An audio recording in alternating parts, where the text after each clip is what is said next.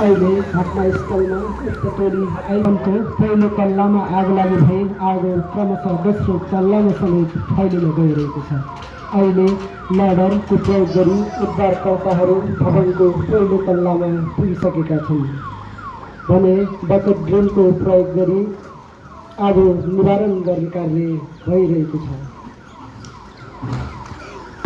पानीको स्रोतको उपलब्धता भएको तर फायर फाइटिङका दमकल लगायतका अत्याधुनिक उपकरण नभएको अवस्थामा यो आगो निभाउने उपयुक्त विधि हो। उक्त तल्लामा फँसेका घाइतेको उद्धारको लागि ब्याकबोर्डमाथि पुगेको हामी दृश्यमा देख्न सक्छौँ। यसरी उक्त ब्याकबोर्डमा घाइतेलाई स्टेबलाइज गरेर तल सुरक्षित स्थानमा अवतरण गर्ने कार्य गरिन्छ, जुन हामी दृश्यमा देखिरहेको छौँ।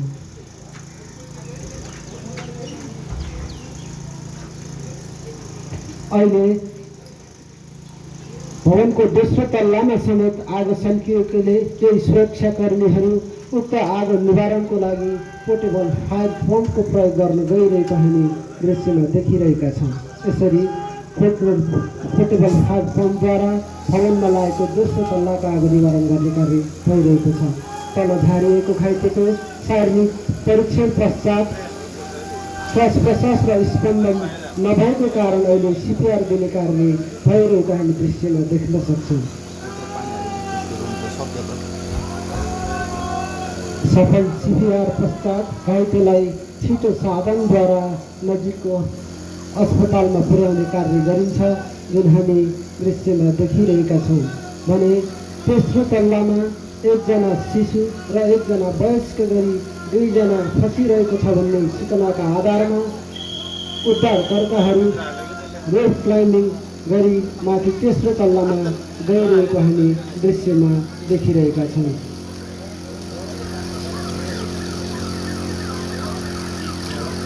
आफूले तालिममा सिकेका ज्ञान कला र कौशलको प्रयोग गर्दै उद्धारकर्ता माथि जान प्रयत्न गरिरहेका छन्।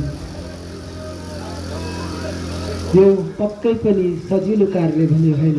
अहिले उद्धारकर्ताहरू माथिल्लो तल्लामा पुगिसकेको अवस्था छ। यस पश्चात उद्धारकर्ताहरूले उक्त तल्लामा फँसेका शिशु र वयस्क व्यक्तिको खोजी गर्ने कार्य गर्दछन्। अहिले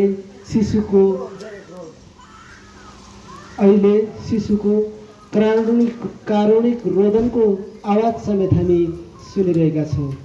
अहिले उक्त शिशु र वयस्कलाई खोजी गर्ने उद्धारकर्मीहरूले गरिरहेका छन्।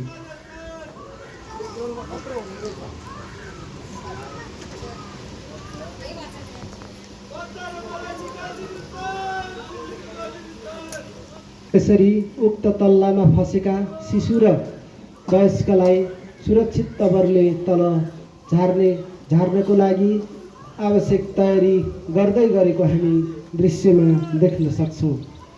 मिति 2081 चैत 13 गते इटहरीको सेन्टर प्लाजामा भएको भीषण आगलागीमा समेत यसै विधिको प्रयोग गरी सशस्त्र प्रहरी बल नेपालका उद्धारकर्ताहरूले फँसेका व्यक्तिहरूको उद्धार गरिएको स्मरण गराउन चाहन्छु। अहिले फँसेको शिशुलाई एकजना उद्धारकर्ताले आफ्नो छातीमा स्थिर गरी तल ल्याउनको लागि आवश्यक तयारी गरिरहेका हामी देख्छौँ भने अर्का उद्धारकर्मीहरू उक्त कार्यलाई सहज बनाइदिनको लागि आवश्यक सहयोग गरिरहेको समेत हामी दृश्यमा देख्न सक्छौँ।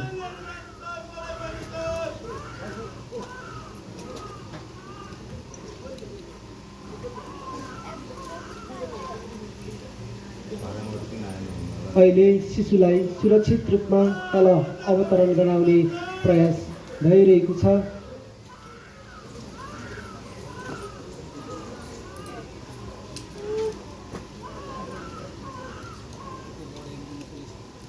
यो कार्य पक्कै पनि सजिलो कार्य भने होइन। यसको लागि सुरक्षा फौजहरूले आफूले तालिममा सिकेको ज्ञान कला र कौशलको प्रयोग गरी रोप रेस्क्युका विभिन्न इक्विपमेन्टहरूको प्रयोग गरी तल झार्ने गर्दछन्। यसै कुराको प्रयास भइरहेको दृश्यमा हामी देख्न सक्छौँ।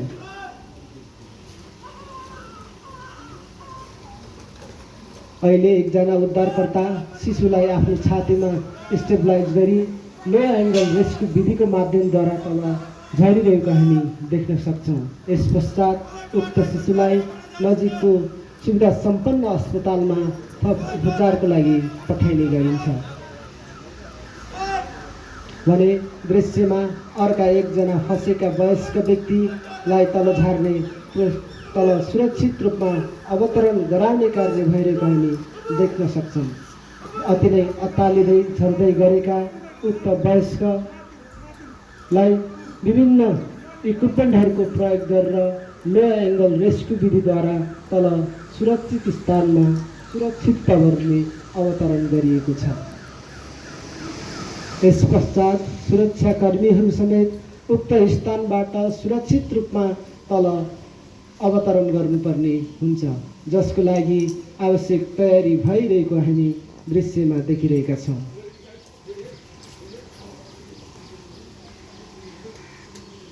आफूले क्लाइम्बिङ गरेर गएको रोपको सहायताबाट ऱ्यापलिङ गर्ने तयारीमा फौजहरू प्रयत्नरत रहेको हामी दृश्यमा देख्न सक्छौँ।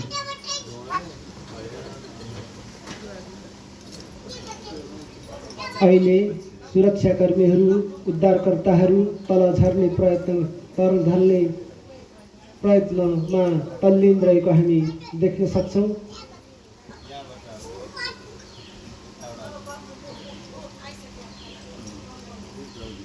अहिले सुरक्षाकर्मीहरू सुरक्षित रूपमा तल अवतरण गर्ने प्रयासमा रहेको हामी दृश्यमा देख्न सक्छौँ।